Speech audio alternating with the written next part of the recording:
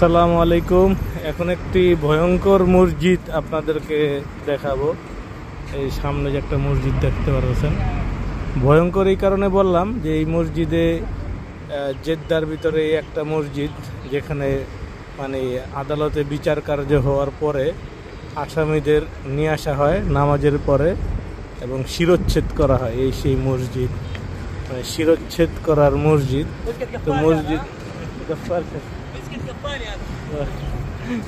আচ্ছা, নাম বললো গিজগে গাফফারিয়া সামথিং। আচ্ছা, আমরা তো আর বুঝি না।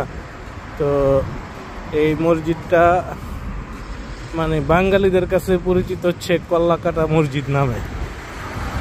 যখন কোনো ভয়ঙ্কর অপরাধী থাকে যে যার শিরচ্ছেদ করা লাগবে, তখন নামাজের পরে, সম্ভবত জুমার নামাজের পরে এই মসজিদে নিয়ে আসা হয় এবং জুমার পরে এইখানে শিরচ্ছেদ করা হয় প্রকাশ্যে।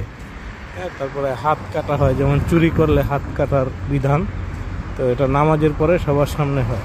আসলে এই কারণেই কিন্তু মক্কা মদিনা মানে পুরো সৌদি আরবটা এত নিরাপদ যে মানুষ কিন্তু মানে বড় ধরনের কোনো কিছু করার আগে অনেকবার চিন্তা করে।